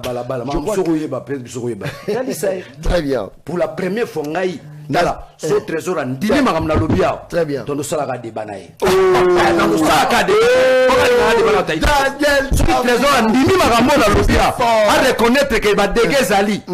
Trésor. La logique peut. Jean Pembe Bazo Ambré Bino. na émission loba que Jean Pierre Bemba démissionné tala ninga kosi président na train à cause du président oh abeti frappe très confiant le foot autant et comité tala bino boya na train raizate rai wana omuni rai wana ils ont totalisé ta 70 ans merci beaucoup c'est ta rai merci tout le monde va gratuité tout ça débat gratuité enseignement tout soulever ba école les a koteka mwana ye na uniforme déjà somba mais bandeko ngai école exigé lobi te faut bosomba o ya biso sinon mwana okota te ofuti minerval osombi lisusu nazo se bo biloko baza ko senga on des problèmes ya Congo ezali ba parents o batindi bana batanga so biso ba jouer sa balabala tolobi te bana mba oloba ba jouer sa balabala ba parents bazo tonge mikolo ba journaliste ba komi kaka ya ba buzz ou attaché de presse lelo soyo qui sont ya ministre muso ayibi oyo dénoncer so za kaya mutu na oyo lobelela wano betikara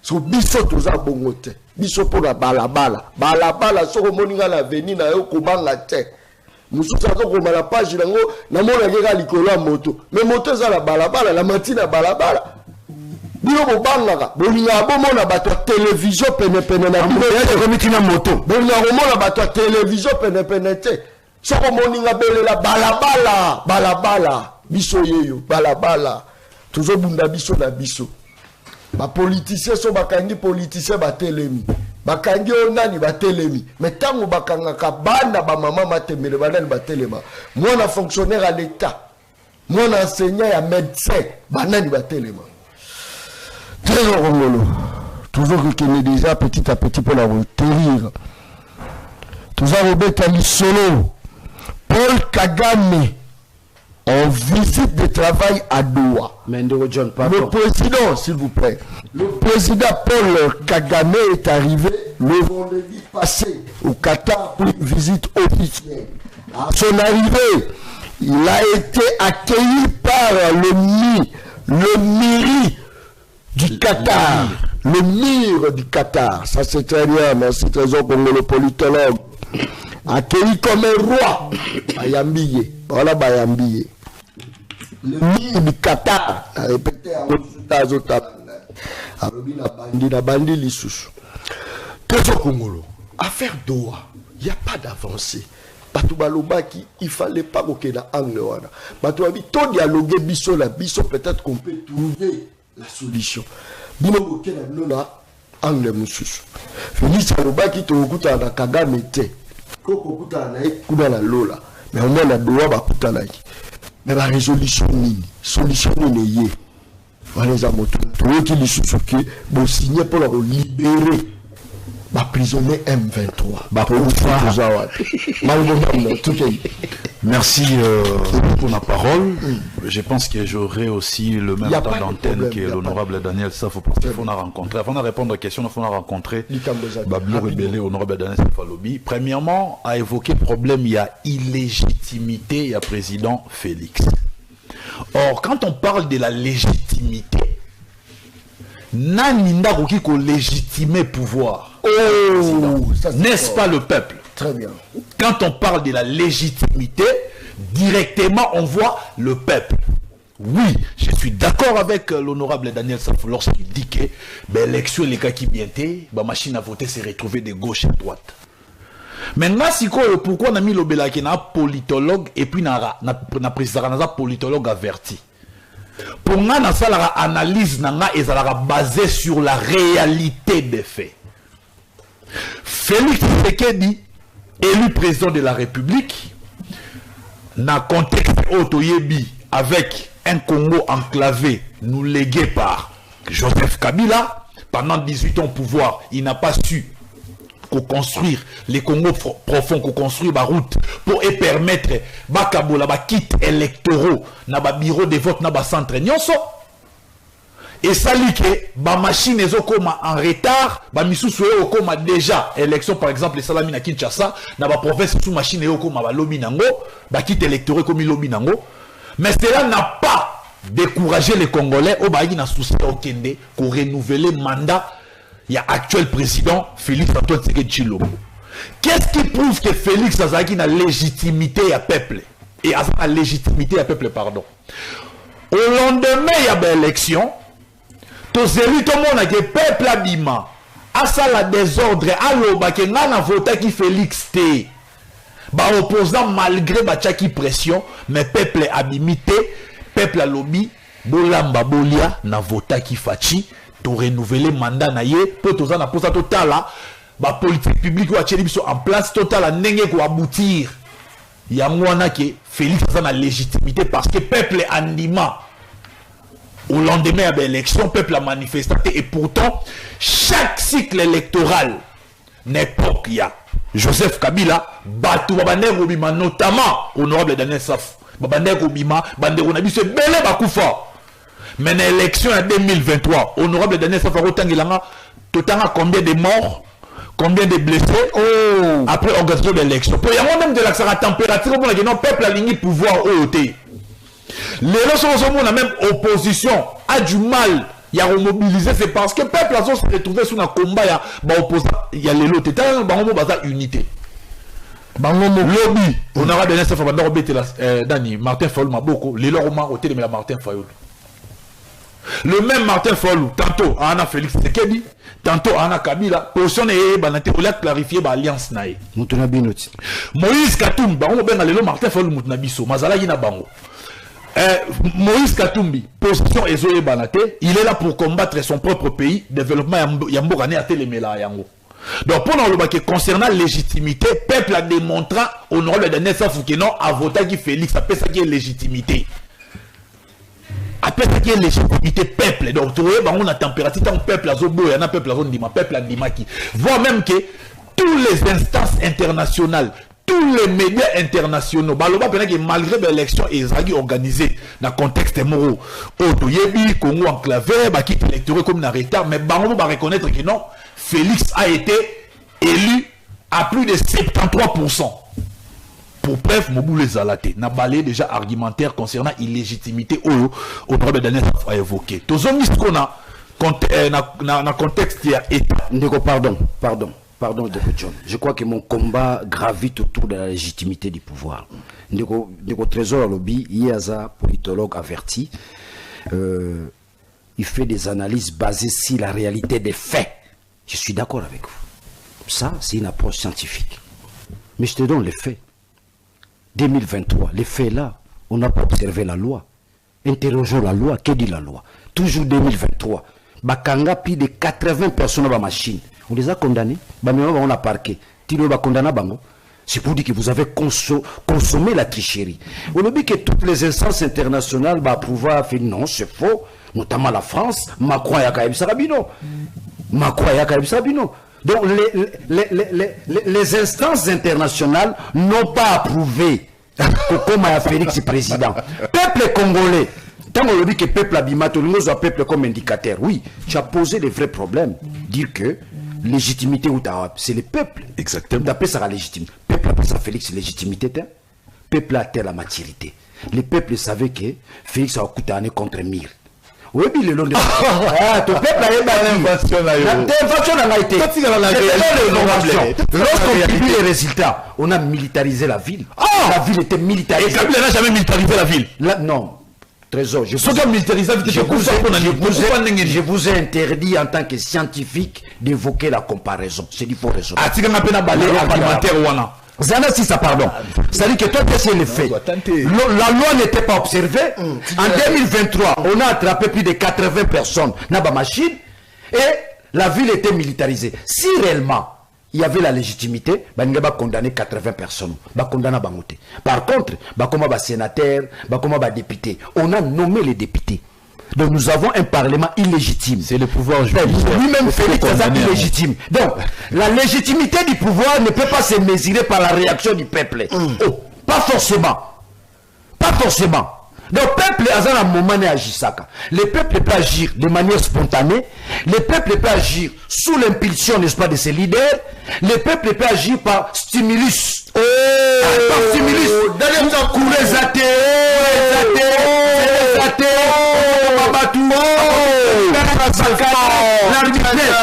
reconnaître que le régime de Tshisekedi est basé sur l'arbitraire. Merci beaucoup. Merci beaucoup. Non, pas ce parole, par respect. J'aimerais que le débat soit pédagogique. Dites-nous, Yopekosa, aéroport, coup d'État. Dites-nous encore, parce que nous avons parlé de l'État. Moi, je refuse que le Félix a la légitimité. Non, tu as mal posé le problème. Tu as mal posé le problème. Alors, comment se fait-il na électricité, na groupe électrogène, na ondulaire, nion se tombe en panne au même moment? Que je te réponde, oui, c'est un pompe d'entretien. Le régime de Félix n'a aucune notion sur l'entretien. Et c'est Félix qui doit entretenir ça? Mais oui, c'est lui. Parce qu'il finance et Bimaki. C'est lui le président. Bateau, baza, ça bien ça l'entretien, la salité. Sera bien voyager des présidents. Sera bien voyager des présidents. Sera le que les présidents. Batuna Félix Mambadola. Abiwane Telingate. Ozola Rangai. On est Telingate. Les a domaine Nangaïte. Soyez domaine les amis. L'irresponsabilité. On va avancer. Mais il y a pas de légitimité. Accepte, tu es scientifique, que nous n'avons pas les problèmes du Congo depuis 60 jusqu'à aujourd'hui gravitent autour de la légitimité. Bissoto connaissait IDPS pour avoir combattu, pour avoir révélé les changements. Mais il y a pas de changement. Mais il n'y a pas de problème de légitimité. Débat là, tu reçois un mois. Félix a la légitimité à mon côté. Merci beaucoup. Donc, ça va bien que des voyages, il y a des présidents. Ceux qui couraient Katani à l'aéroport, ils sont sous-présidenté. Dites-nous, il y a un coup d'État. J'espère dans le plateau, non là que ça discipline, non, j'ai demandé, non, n'engage pas la discipline. Non,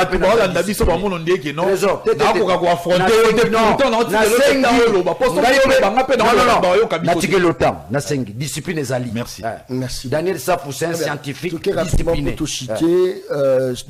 Donc, et là, on honorable Daniel Safou lobby que je ne peux pas m'hazarder na analyser, ça la comparaison à Boyango. Or, en sciences politiques, tout en politique comparée, il y a une branche en sciences politiques, une branche de la science politique, pardon. Et puis, méthode centrale, on utilisera, et analyse comparée. Ils vont permettre d'analyser ba institution, d'analyser ba régime, d'analyser ba politique publique, que ce soit dans mon pays ou dans d'autres pays, pour nous dégager ma tendance. Étude comparative. Mais moi, je parle de l'argument par comparaison. Faut différencier cela. Je ne parle pas de l'étude comparative, mais je parle d'un argument qui est lié à la comparaison. C'est un faux argument. Pas de problème. Un raisonnement par analogie. Comprendre. Merci beaucoup. Merci beaucoup. Nous avons perdu l'élite congolaise, il n'y en a pas. Ça n'existe pas. L'élite congolaise n'existe pas. Donc, concernant Mahamou Etali train haut, honorable Daniel Safou. Oui, mais train on a le longouaté. Et ils ont abandonné premier déplacement dans le calamité. Ils utilisent l'image de Kala pour jeter de l'opprobre l'actuel pouvoir. Bouraï, non, basala raï déjà. Tolongo na train tozongi na raï. Pendant le baquet, Hollanda biso, train wana pour les réseaux sociaux, et ça image à l'époque il y a Kabila, train na le longwa na garde et que le monde calamité pour qu'il matadi. Et ça la premier voyage nango. Ngana matate. Bateau nyos pa matina train wana ba visiteur notamment ngamona tali ba voiture au biso benga ba wagon en tout cas eza moderne eza en état ya bien mais écoutez nous touti na profond gouffre to bimisa mutu malembe mbala moko tende to koma na ba métro nde to koma na ba train luxueux lokola o to mona na ba Sénégal to na ba Ghana malembe nous venons de loin donc les lots réalité ça que nous avons posé des fondations solides dans Lobaki. Entre autres, n'empêche exemple, le gouvernement soumis non honorable Daniel Safou ko attaqué à. Le gouvernement soumis non temps est côté en fonction et stabiliser monnaie, dollar et grimper les sous en désordre dans salamate et baisser prix à carburant. Tout maintenant on les litres na pompe essence 3340 francs. Les autres on a 2990 francs. Les lots honorable à l'objet que Basola qui est président de la République a dit que pour Congo et Bonga, il faut Nzala et Sila, alors il faut concentrer Bilanga. N'est-ce pas Kabila soi-disant fils de Laurent Désiré Kabila, je parle de Joseph Kabila, qui était censé continuer avec politique publique au papa Nayatikagi concernant. Corriger Théoyosa scientifique, pas soi-disant. C'est le fils de Laurent Désiré Kabila. Corriger Koyosa intellectuel. Bon, on a corrigé pour. Ça toi. C'est le fils de Laurent Désiré Kabila. Le fils de Laurent Désiré Kabila, Joseph Kabila. Akouti papa Nayatikagi au service national. Bilanga. Aboma Yango. Mais il y a papa l'actuel président Félix Antoine Tshisekedi Tshilombo à Zongisi, service national. Service national, Lelo, vous conviendrez avec moi que comme il faut produire à niveau il y a 16 000 tonnes de maïs. Même au moment impact sur le terrain à Kassai, ça qui a maïs et qui t'y pris. Bon, et comment regarder? Awa ils ont desservir nanou basi ya basoda ba famille ya basoda surtout ba na front tout na kena ba canyon so militaire ba oyebisa yo basombaka sac ya masangu na moins cher yiko batika na masangu ba mo sa ba ban basa so masangu mais pour la saké ba pulu na oyo ba bomba ki lobi na régime ya Joseph Kabila Félix aye a commissi bango batumoro utile à la société grâce ya général Kasongo Kabouiki. Nous observons des avancées mais au bino bolinga rondimate na ebité ça par haine to par nini. Et puis au Congo j'ai compris que batono so ba telemela président Félix bazana posa to avancer bana posa to tika na statu quo pour ceux qui to avancer et bon ma intérêt na bango. J'ai été écœuré na mona un leader d'opinion ya rang ya honorable Daniel Safou na moni pembeni ya Shadari nabi non. Somme. Il a combattu le PPRD, il a combattu le PPRD, il a combattu la Chadari. Non, le staff premier la Chadari, il a lili. Nabi na rang. Il y a honorable Daniel Safou na niveau na ye. Il y a comme mobiliser batou, mais obi que Chadari a mobiliser batou te. Soit le monde mambongo, tobi ko chambongo te. Chara liloba. Est-ce que dans Chadari a repéré sa mot d'ordre, peuple yo qui landi. Mais Daniel Safou a loba, peuple landi parce que peuple s'est retrouvé dans Daniel Safou. Mais quand moi Daniel Safou qui pas moutoumou, ça même pas référentiel pour le peuple. Non, il faut pas dire ça. Oh, mais à la secrétaire générale permanente. Ce sont des politologues. Attention. Et voilà, tout ça dans le domaine scientifique. Tout ça dans le domaine scientifique. Tout ça dans le domaine purement politique. Il n'y a pas la solidarité scientifique. On me tient ma mère. Et puis, même mon jeune frère Merlin Foufou l'a dit, oh, il y a un bateau qui a pouvoir d'une manière radicale. Donc, c'est que Bazarana Bango sous-traité par le PPRD. C'est une parenthèse que j'ai fermée. Parlons maintenant de Doha. Doha et loko oyo et traînissé ma réunion sur comme aboué. Et ça, conditions irréalistes posées par l'AFCM 23. Notamment, libération, il y a 700 prisonniers. Oui. Et Bango va aussi la libération à 700 prisonniers. Bango va payer ma garantie. Pour la négociation, ça va donner. Bosengi va payer 700 prisonniers, mais Bino va payer ça. Très bien. Il fallait qu'il y ait non, bon payer 700 prisonniers, par exemple, payer ça Bukavu. Bon, on est au Kenya dans la négociation. Mais au moment où ce sont des gens qui ne veulent pas la paix. Bah, on va poser ça statu quo. Situation de la boye, bah, qu'on y exploiter d'une manière, il y a mouyibi, de façon à exploiter la richesse congolaise. Et surtout, ça me fait mal quand, bon, honorable Daniel va prêter les flancs dans le bateau, va pesa beka na Kagame. Lorsque Joseph Kabila était président, ce pays était en fait dirigé par Paul Kagame.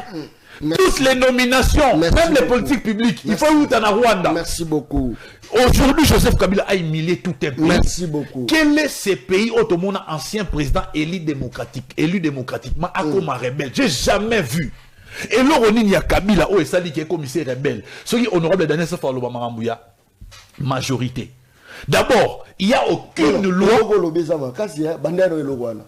Ancien président comme un rebelle. Un ancien président qui a été élu de manière démocratique, élu par le peuple. A commis rebelle. Et tu as reçu la matin dans le monde. Et quand awa. Zela. Daniel Safou, c'est pour la première fois. Ancien président de la République. Ça élu par le peuple. Ça lui remise reprise. À qui ça la répète? Notamment sur la Kangimis. Nous avons un trésor comme nous avons un kabou à l'intérieur de bras. Dans la Kangimis, c'est Kabou qui parle. Et ça, argument, c'est là-bas. D'abord, il y a Kabila, qui a commis rebelle. Ils n'ont jamais démontré cela, ils n'ont jamais prouvé cela. C'est faux. C'est faux, il n'y a pas de preuve que Kabila aza rebelle. Mais bah fait zo l'accident. Voilà, bah fait. Aza ne soit. Bah fait les tini. À se retrouver à Goma pour faire quoi? À se retrouver à Goma pour faire quoi? Déjà problème. Celui qui se retrouve à Goma, il est rebelle. Il faut à la place où on va sécuriser, place où on va vendre. Il faut dans la Kinshasa. Place ni. Pour la Kinshasa, nulle part on va dire que avant procès nulle part on va dire que non, Kabila soko zone na Kinshasa au Congo, nulle part. Kabila ya fandawa, botinda ba force du progrès na ndako na ye. Il pourrait que na 4 jours nini on aura de la force du progrès. Ça va répondre rapidement, tu n'as pas l'information. 30 secondes. Aujourd'hui Mambadoa, ngana lobango na plateau ke et ko poser problème moko sérieux. Il y a lobby ke basengi AFC a sengi ba libérer ba 700 prisonniers. Au bango ba sengi, tu n'as pas l'information, je te donne l'information. C'est eux qui ont commencé à poser des actes réels, notamment en libérant 1400 militaires dans Sobakangaka. Nanga libéré, c'est eux qui ont libéré. C'est eux qui ont commencé à poser des actes. Ce que Bisso Awa, Basengi peut bonne fois na Bisso ba libéré, n'est-ce pas, prisonnier. Et je vous informe qu'il y a un accord là-dessus, il y a libéré les prisonniers. Mais Bisso sur les prisonniers, ils libéré. 700 Oyo, AFSA Zosena Balire, Bakoufa. Ah non, il faut pas. Bisso n'a rien à dire, Bakoufa. Non. Non, vous avez été colonel 1-1. Qui commandait l'aéroport à Djina Koufa. Donc c'est-à-dire que si les 700 Oyo pouvoir en place à ça 500 libérés, attaque 450 Bakoufa. Non. Sony, bah on libère la vie. Tout ça, on a deuxième émission. Attention, il faut quand même regarder. 450. Merci. Baza Bakoufa là-bas. Commission, même la commission. Merci. Donc je t'informe, les Congolais, en dehors de 700, on va libérer. Nanga sa libéra 1400 avant même pouvoir à Félix. Merci. Yango Basengiye, il peut poser ba acte. Merci. Ce qu'on a appelé les mesures de confiance. Merci. Or, Bisso, si les 700 là, merci. Félix a bon mal, il a 400. Voilà les gens engagés. Parce la raté. Voilà les gens engagés. On oublie bien que Félix a bon rapidement. Vous savez quand vous dites autant de gens dans Kabila Bomi. Nalobia. Kabila aboma batu. Bomona Kabila zoboma mutu. Bono Kabila boma. Félix Tenet na kaya Chedia et Bima Pena na procès qui non celui qui avait intimidé l'homme assassiné Chéribé et Bima Pena que Félix Taboma. Nani ngalo baya on a tout l'année sur le procès. Tout l'année sur le procès. On a procès. On a différence au boya. Est-ce que nous avons des lois? Les lois sont observées dans ce pays. La loi électorale est observée. Les lois ne sont pas observées. La constitution n'est pas respectée. C'est pourquoi nous disons un mot, c'est un dictateur. Merci beaucoup. Ça c'est mon avis. Merci beaucoup. Je crois que Bato Belé Wazarolanda. C'est un dictateur. Ma message est à Rokota et Belé. Mais après, nga programme Ezali. Alors je suis censé. C'est vrai, je suis les deux jeux. Il y a chaîne non. Je suis le DG, mais... Pardon, de Gochon, Nakatio, Tinazaki, n'est le mot très important. Fagina Loba est concerné par son il est concerné. Et concerné Penayo. J'espère, Bispignon Sotolanda qui match à Léopard. Erto raté aucune des Coupes du Monde, parce que je peux le dire que c'est vrai, il nous reste une chance, mais. Tous les gens ont occasion de garder place. Il y a premier dans groupe pour Tobima. Premier plutôt Kende mondial. Lorsque dans la qui émission Moroboé, papa moi comme un message à lobby. Problème où ils lié na défaite ya ba Léopard. Ils nini. Ba Léopard va gagner la Coupe d'Afrique. Il y a 68. Après avoir gagné, je pense balandi sara yango. 74. Après ba kendara mondial. Oui ça là qui ba zo ticket on qui mondial. Ba Léopard tant ba gagner Coupe d'Afrique.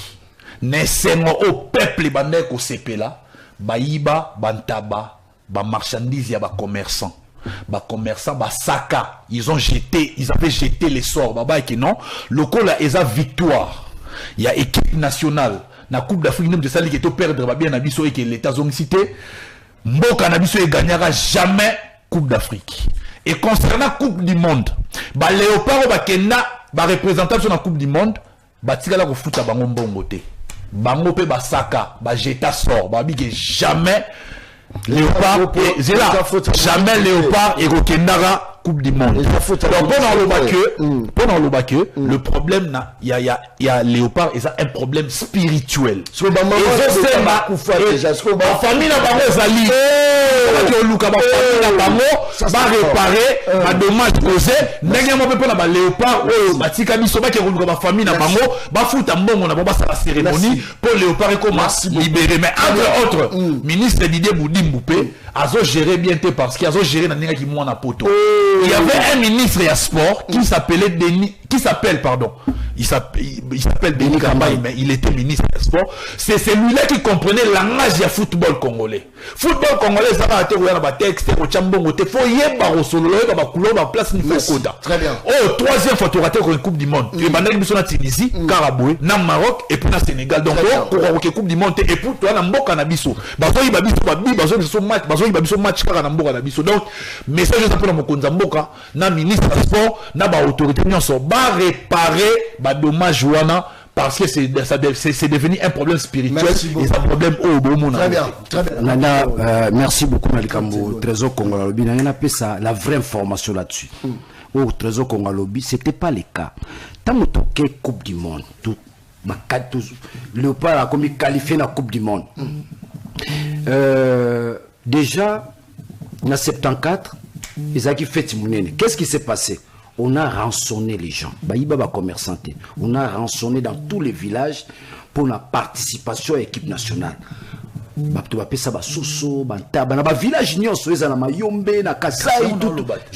termine. La plupart d'entre eux c'était des commerçants. On peut pas faire vivre. Mais ils ont un aspect moroboé, peut-être soulever un côté. Viens à journaliste à Koufa, journal observateur. Éditeur Nango. Hein? Mobutu a engagé Moutou à sélectionner Banganga à travers les pays. A sélectionné Banganga. Et même tant qu'il y a des Coupes du Monde, tous les pays savaient que Moutou a RDC aux Coupes du Monde. Parce qu'on comptait si les féticheurs, qu'on a sélectionné autant de féticheurs. Mais tant qu'on a la Coupe du Monde, premier match. Fétiche ça les remonte. C'est pour dire que football les alliés, conditions physiques, la technique c'est là. Ce qu'on a zongi ce qu'on pone on a bu ce salami a. Le roi li bosso, ngana epsa ba to pola. Et tu travailles pour to pola. Yo travail. Travail qui. Au moni que c'est nana sisi idée dans la tête. Bino bosu 40 millions.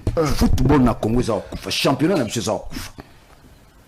L'équipe à province basanga balende konsoza okufa vite na imana ba ils sont pas financés mazembe azula rabiso ba coupe partout bokozo ata visite Congo botiango na Varese Mazembe on a une réputation footballistique nae mais bozimbo ngona boko pesi Monaco on a 40 millions wana va to coûter sa ministre sport on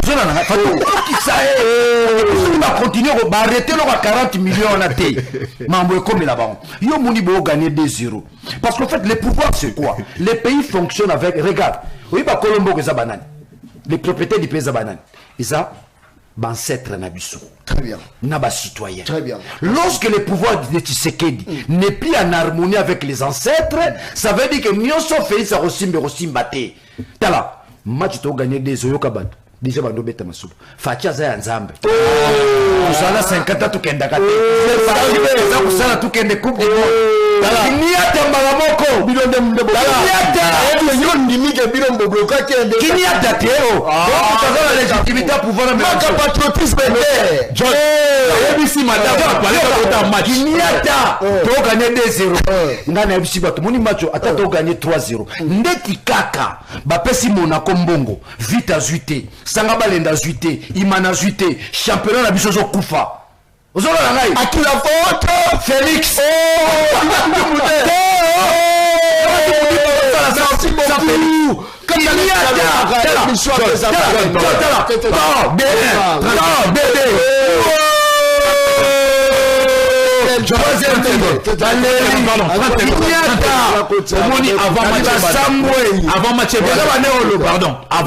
avant match banda nazaki na madame Nandaku na bisi au moins de match banda yebaki na minito yebaki na minito Joseph Kabila Moïse Katumbi bazo Daniel Sambela ba futi na ba osanate to échoué et non